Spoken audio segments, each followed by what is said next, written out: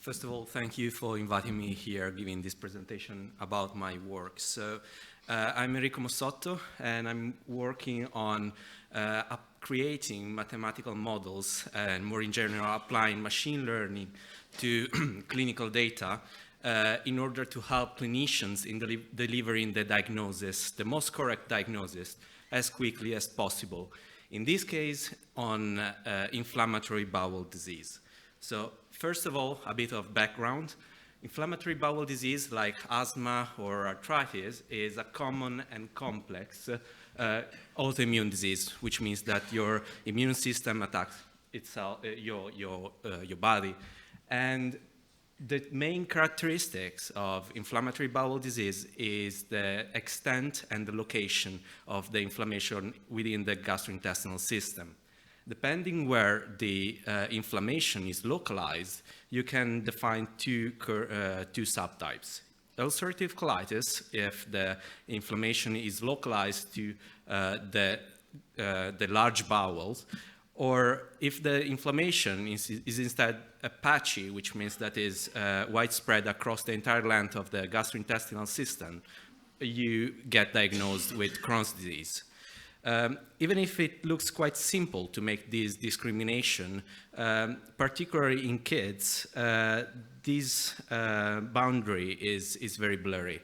So most of the patients we have were diagnosed with inflammatory bowel disease unclassified, which means that clinicians were not confident enough to deliver either UC or CD as a diagnosis. Moreover, considering the fact that UC and CD are treated differently, it's extremely important to be as precise as possible and deliver the diagnosis as quickly as possible.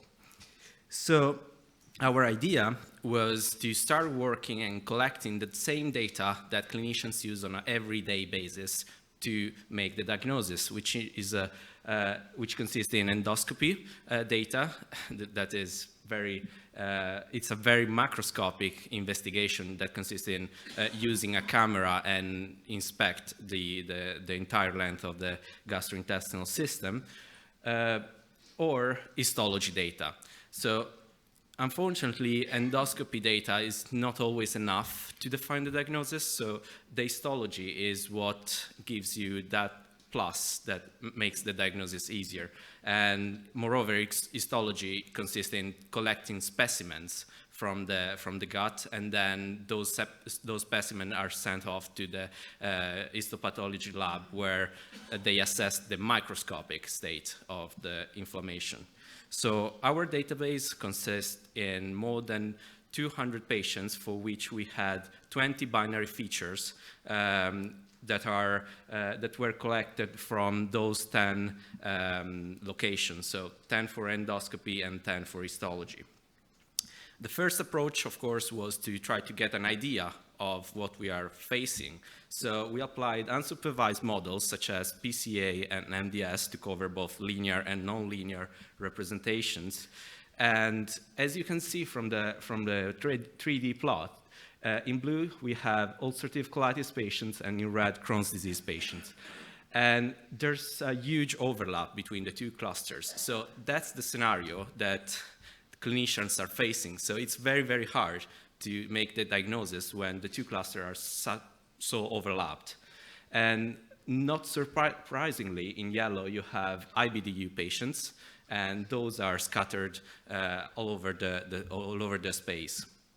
So the second thing we did was trying instead looking at the similarities between those patients, and we did that using hierarchical clustering. And in orange, you see the locations that were reported as inflamed, and in blue, locations that were normal. And interestingly, we observed that depending on the involvement of the colorectal region, we observed 4 novel subtypes of IBD. And if you look closely at the y-axis color bar, you can see that that shows you the diagnosis. You can see that none of those subgroups, except for the 4th subgroups, are enriched for either of the 2 types. That means that the data they collect and the data we use are not representative of the diagnosis that at the end of the day they deliver. So there's a huge discrepancy. However, UC and CD labels are the current standard, so we need to cope with that.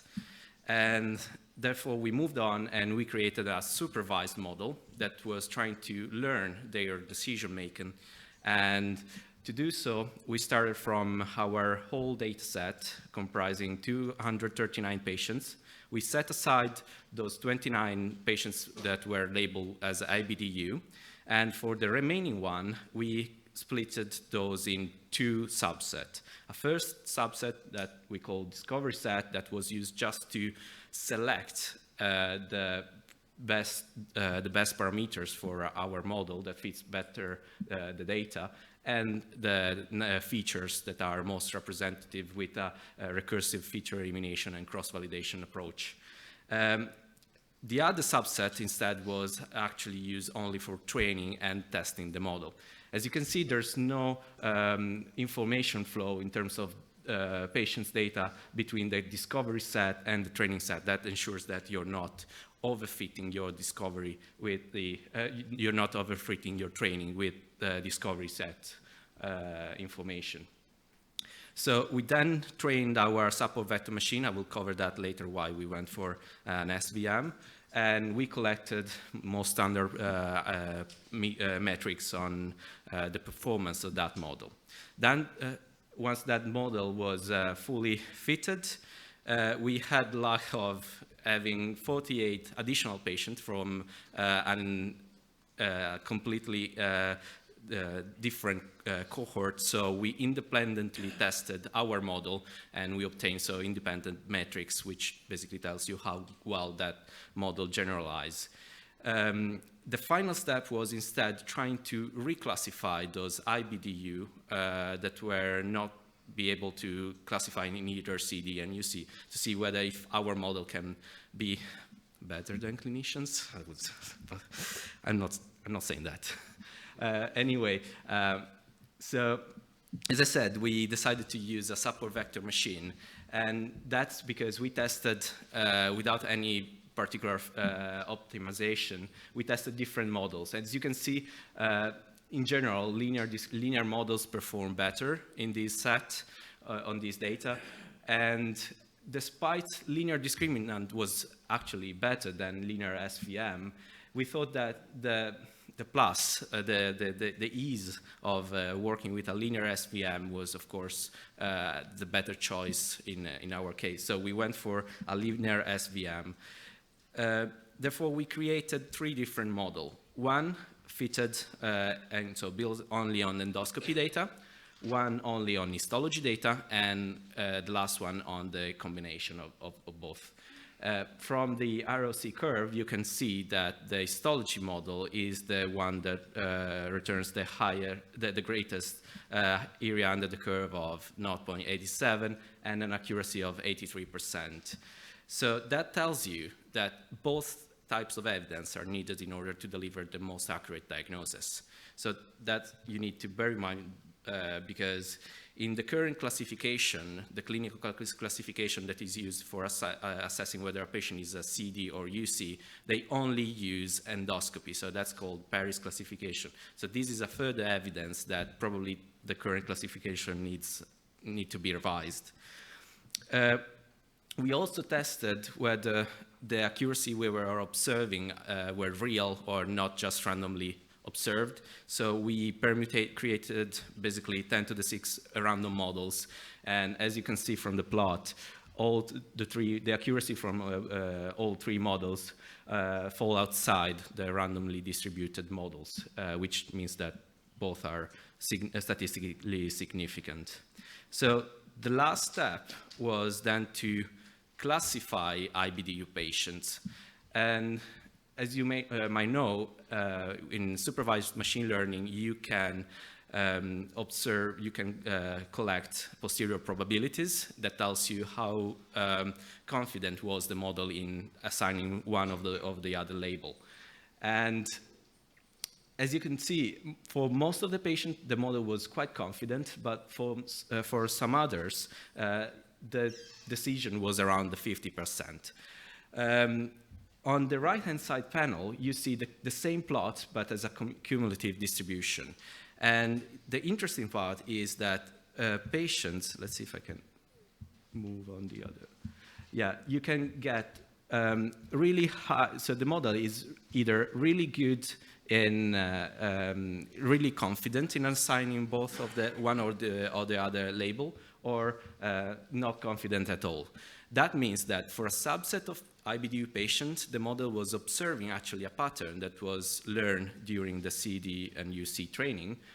But for those where the posterior probabilities was around 50%, means that probably those IBDU patients represent a new subset by themselves and probably needs to be treated also differently. So those are all speculation, of course, that needs to be verified, but that's what the model says. As you saw, it's very challenging to classify inflammatory bowel disease just using clinical data.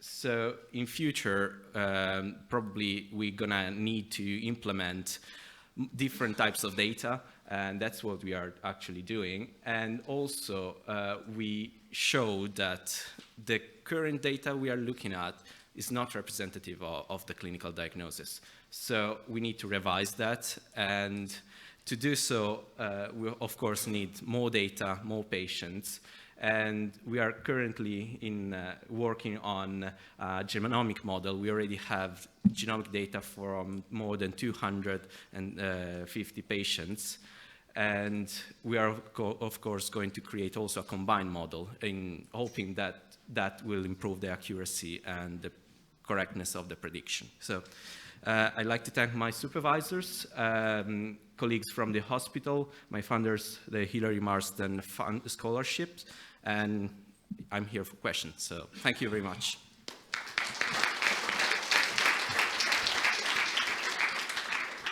Thank you, Enrico. We have time for 1 or 2 questions.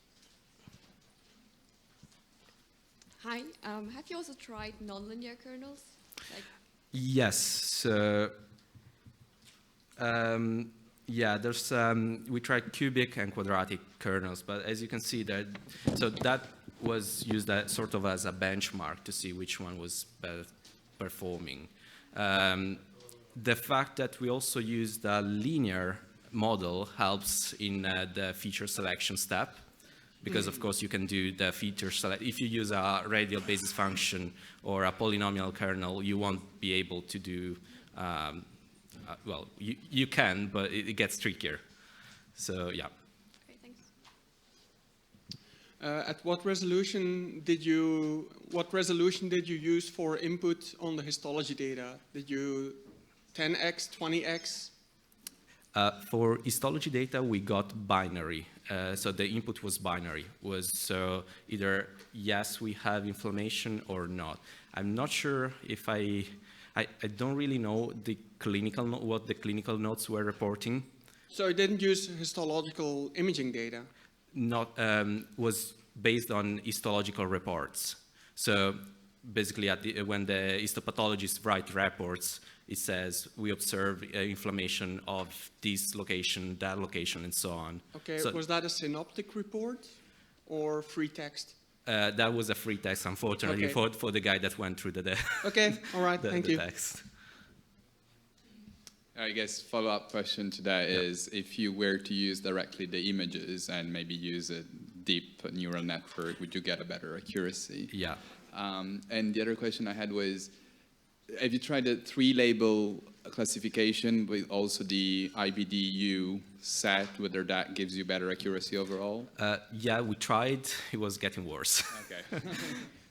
Last question. Have you looked at treatment trajectories for your novel Sorry, subtypes? Have you looked at treatment trajectories for your novel subtypes? No, we haven't. That's actually a good idea.